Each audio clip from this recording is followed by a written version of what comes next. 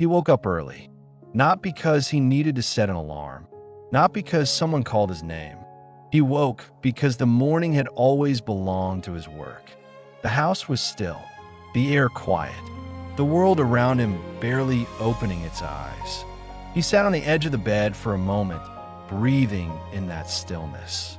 It was familiar, comforting, predictable. For most of his life, mornings were not slow. They were beginnings. They were movement.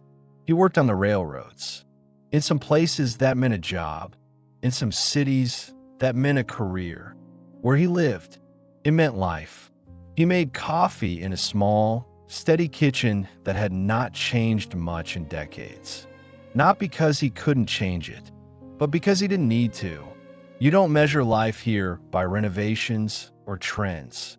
You measure it by days that made sense, by work done, by purpose carried from one morning to the next. He tied his boots like he always had. Strong boots. Boots meant for weather, for steel, for long hours and long distances. Clothes not meant to impress anyone. Clothes meant to serve a purpose. Hands that had done this countless mornings before did it again without thinking. Then he stepped outside, and the world greeted him with quiet air and a distant promise of sound.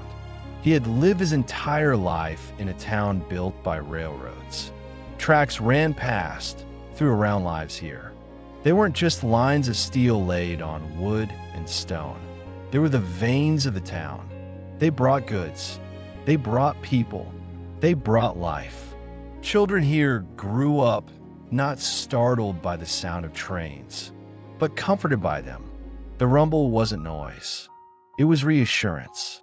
The trains meant the world was still connected to us. Поезда означали, что мир все еще связан с нами. He had grown up with that sound. He had fallen asleep to it as a child, listened to it as a teenager, respected it as a man. And one day, like so many boys here eventually did, he became part of it. The first time he worked the tracks, he understood two things right away. Railroad work was not gentle, and it was not forgiving. Steel didn't care how tired you were. Weather didn't ask if you were ready. Schedules didn't pause just because someone wished they would. Work demanded strength, focus, respect, not the loud, dramatic kind of respect, the quiet kind, the kind that sits in your bones. He learned the sound of trains as something different now, not just a distant comfort, a force, a presence, a responsibility. Engines roared, steel wheels screamed against steel rails. Wind rushed past with a strength that pushed through clothes, through skin, through thought. He learned to read the rhythm of motion, the way ground vibrated before you heard anything, the way rails hummed slightly before a train appeared. He learned timing. He learned patience. He learned not to underestimate anything. Because here, mistakes didn't mean embarrassment. They meant danger. And danger here didn't whisper. It struck fast, hard, real. So he learned well. Years passed. He didn't think of work as heroic. He didn't need anyone to thank him for it. He wasn't looking for applause. He wasn't chasing glory. He was doing something real, something that mattered. He helped move life, helped carry supplies, helped connect places that would never see each other, even though they shared the same rails. He became one of those men people trusted without needing to say it. There are people who hold the world together quietly. Есть люди, которые тихо удерживают мир. He was one of them. Life wrapped itself around the railroad. Schedules shaped families. Holidays were planned around work. Birthdays were celebrated when there was time, not when the calendar suggested. People understood. Wives, children, neighbors. Everyone here lived under the same rhythm, the rhythm of rails. He wasn't wealthy. He never expected to be. But he was steady, and steadiness meant something. He woke knowing where he belonged. He went to sleep knowing what he had done. That was enough. More than enough. He aged the way railroads do. Not suddenly, not dramatically.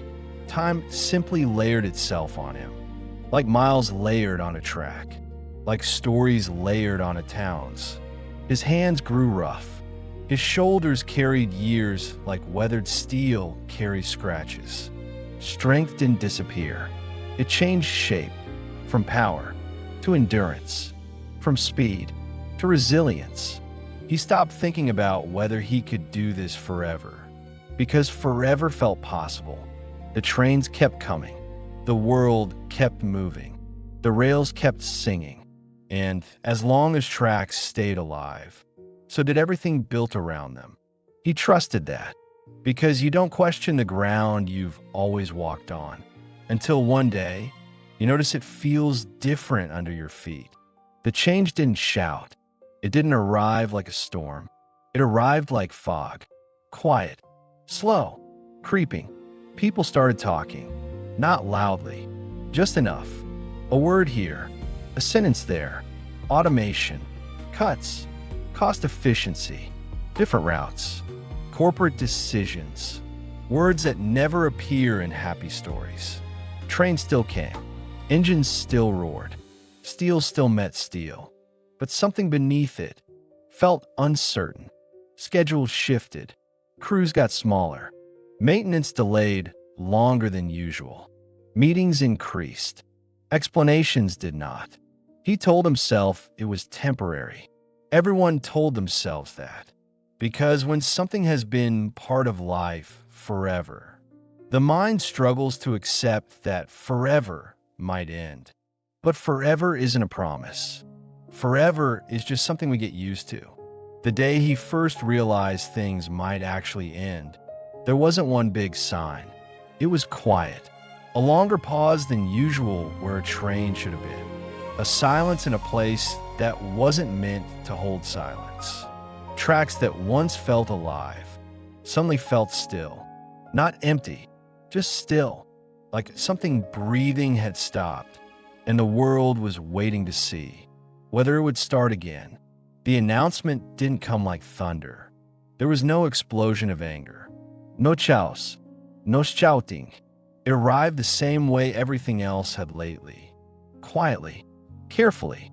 Wrapped in professional words that pretended to soften the blow while delivering it all the same. Changes.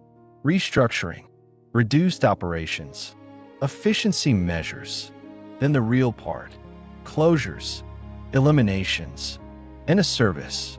It was strange hearing an ending spoken like something ordinary. Like it was just another line in a meeting. Just another adjustment on paper. Just another decision. But it wasn't. It was the unthreading of lives. People stood still. Some nodded slowly. Some stared straight ahead. Shock doesn't always cry. Sometimes it just stands quietly, trying to understand a world that suddenly doesn't make sense anymore. He didn't move at first. He just listened. And in that moment, the sound of trains he had always known felt more fragile than it ever had before. Days after that felt unreal. Work still existed for a short while, but now it carried a different weight. Every sound felt temporary. Every rumble felt like a goodbye in disguise. Every shift felt like a countdown. People moved differently, not slacking, not quitting, just slower inside, heavier inside. There were more pauses, more thoughtful glances, more silent conversations that never reached words. Nobody wanted to be the one to say, "This is really ending," but everyone felt it. He went home each day with something new in his chest. Not fear exactly, something quieter, something deeper, something that whispered instead of shouted. Loss, before loss had even fully arrived. Then one day, it did. There was no ceremony, no grand farewell, no music, just the last train, the last departure, the last arrival, the last time the town trembled under steel and power. People watched, some from the tracks, some from porches, some from windows, not as spectators, as people saying goodbye to something that had been alive with them all their lives. Then it was gone, and what remained was silence.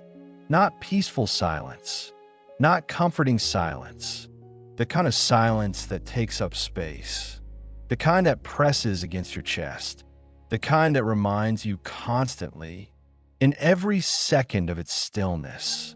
What is missing? Tracks remained, rails still cut through the town, but they no longer felt like veins. They no longer carried life. They were just metal now, just lines going nowhere, a reminder instead of a promise. Life after that didn't collapse instantly. It unraveled slowly.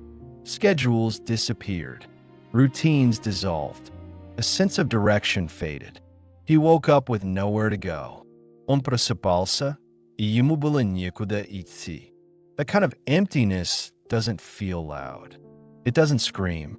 It seeps into mornings, into afternoons, into the quiet corners of thought. You try to stay busy. You always try at first.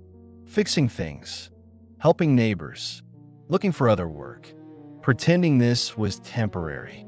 But purpose is not something you replace like a tool. Purpose grows into you, and when it leaves, it doesn't rip flesh. It leaves a hollow. He walked along the tracks sometimes, not because he expected something to be different, not because he thought sound would return magically, but because habit still carried him there. Feet remember paths. Long after life has changed direction, he'd stand there, looking down long stretches of steel disappearing into distance. Tracks were meant to guide movement. Now they led nowhere. They felt like unfinished sentences. The town changed too, first slowly, then faster. Shops closed, homes sold, families moved away. School buses drove shorter routes. Events grew smaller, then stopped altogether. The town didn't die dramatically. It faded.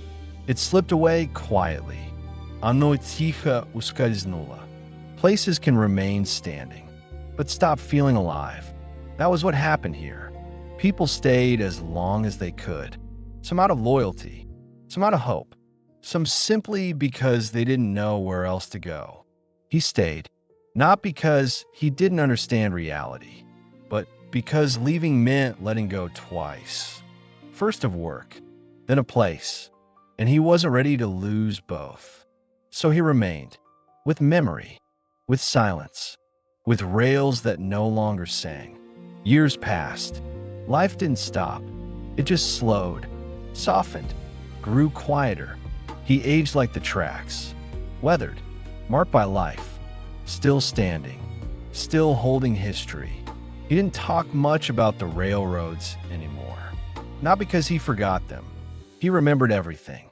The sound, the vibration, the movement, the strength. He remembered the feeling of being needed, of being part of something larger, of carrying the world forward. 1 mile, one journey, one day at a time. Talking about it only made its absence louder. So instead, he carried it quietly inside, where memory lives, where identity waits, where dignity rests. Even when life changes, people sometimes asked him, "Do you miss it?" He never answered quickly. He would pause, look away slightly, let silence sit for a moment, then say softly, "I miss what life felt like when it was there." He missed belonging. He missed routine. He missed purpose. He missed a world that still believed in things staying. He didn't feel angry anymore. Anger burns bright, then fades. What remained wasn't anger. It was something gentler, more human, more honest. A deep, quiet sadness. Not destructive, just real. Sometimes he would go stand near the tracks at sunset. The sky would soften. Light would fade. Wind would move through grass. No engines. No screech of steel. No thunder of motion. Just quiet. He would stand there, hands in pockets, breathing slowly, and realize something important. What he did mattered. even if the world moved on, even if companies forgot, even if the tracks fell silent. His life mattered. His work mattered. His years mattered. He helped move life, helped keep the world connected, helped build something bigger than himself. And nothing, not silence, not time, not absence, could take that away. The rails went quiet, but memory did not. Purpose did not. Human dignity did not. He remains, older, softer, quieter, but still standing, like tracks under a quiet sky. Still here, still part of the story, before we forgot.